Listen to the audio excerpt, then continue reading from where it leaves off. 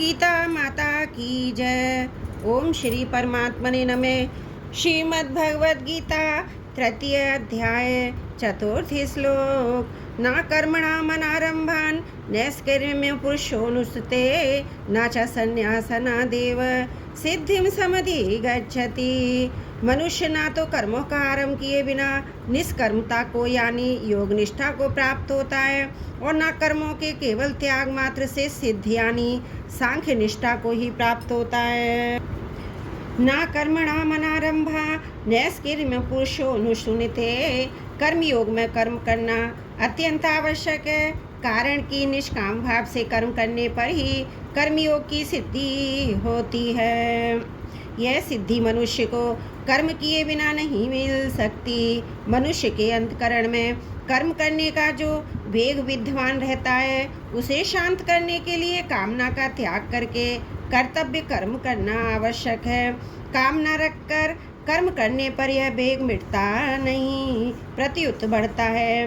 निष्कर्म्यम अनुशुनते पदों का आशय कि कर्मयोग का आचरण करने पर मनुष्य कर्मों को करते हुए निष्कर्मता को प्राप्त होता है।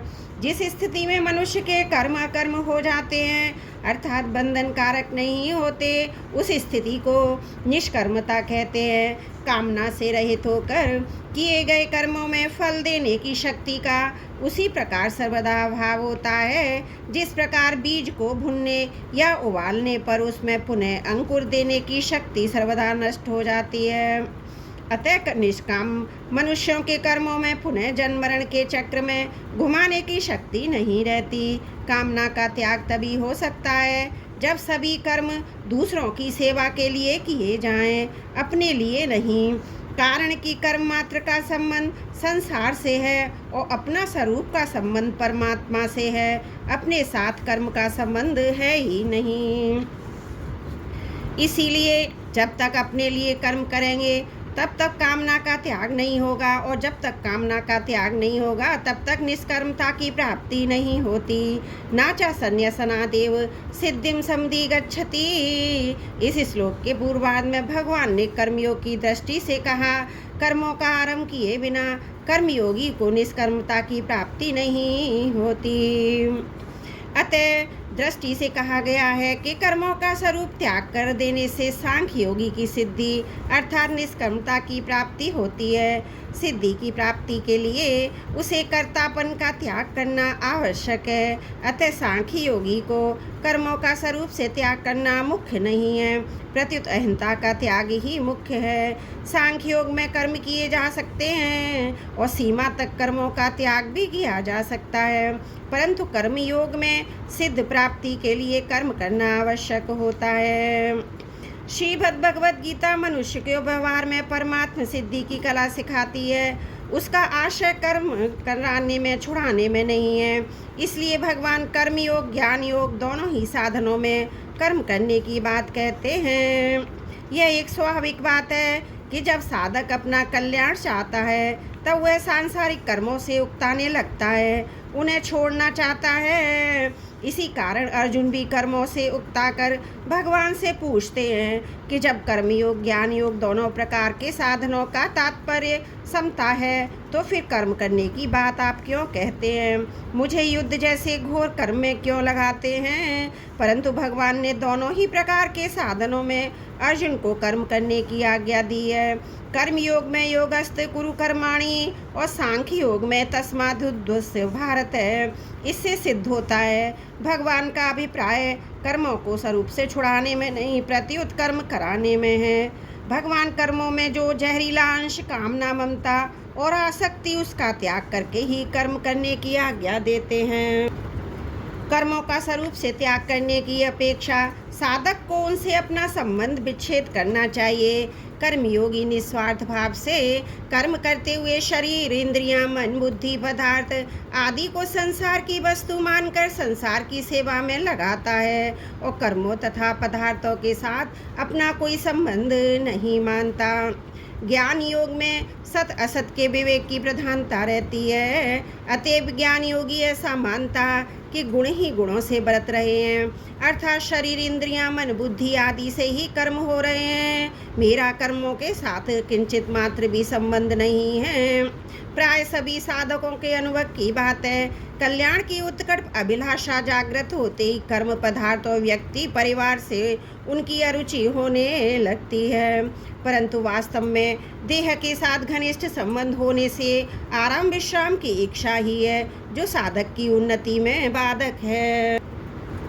साधकों के मन में ऐसा भाव रहता है कि कर्म, पदार्थ और व्यक्ति का स्वरूप से त्याग करने पर ही हम परमार्थ मार्ग में आगे बढ़ सकते हैं, परंतु वास्तव में इनका स्वरूप से त्याग ना करके इनमें आसक्ति का त्याग करना ही आवश्यक है। सांख्य योग में उत्कट वैराग्य के बिना आसक्ति का त्याग करना कठिन होता है, परंतु कर्म योग में वैराग्य की कमी होने पर भी केवल दूसरों के लिए कर्म करने से आसक्ति का त्याग सुगमता पूर्वक हो जाता है।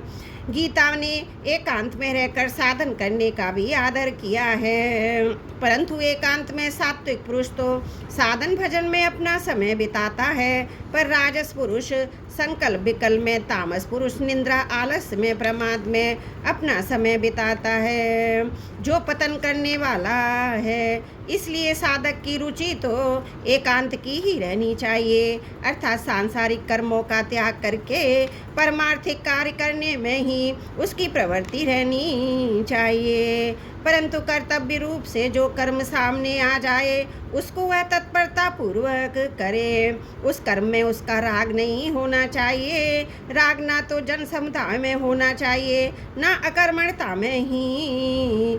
कहीं भी राग ना रहने से साधक का बहुत जल्दी कल्याण हो जाता है।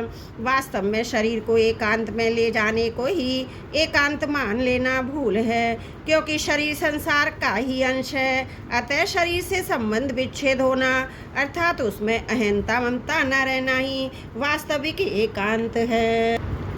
परिशिष्ट भाव में जो अपना है, अपने में है, अभी है, उस तत्व की प्राप्ति कुछ करने से नहीं होती, क्योंकि उसकी अप्राप्ति कभी होती ही नहीं। हम कुछ करेंगे तब प्राप्ति होगी, ये भाव देह अभिमान को पुष्ट करने वाला है। प्रत्येक क्रिया का आरंभ अंत होता है, अतः क्रिया करने से उसकी प्राप्ति होगी तो विद्यमान नहीं है, परंतु प्रकृति के साथ संबंध होने के कारण प्रत्येक प्राणी में क्रिया का वेग रहता, जो उसको क्रिया रहित नहीं होने देता।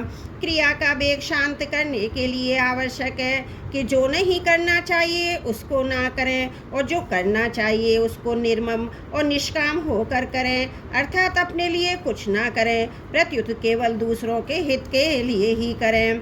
अपने लिए करने से क्रिया का वेग कभी समाप्त नहीं होगा, क्योंकि अपना स्वरूप नित्य है, कर्म अनित्य है। अतः निष्काम भाव से दूसरों के हित के लिए कर्म करने से क्रिया का वेग शांत होकर प्रकृति से संबंध विच्छेद हो जाएगा और सब देश काल आदि में विद्यमान परमात्मा तत्व प्रकट हो जाएगा, उसका अनुभव होगा।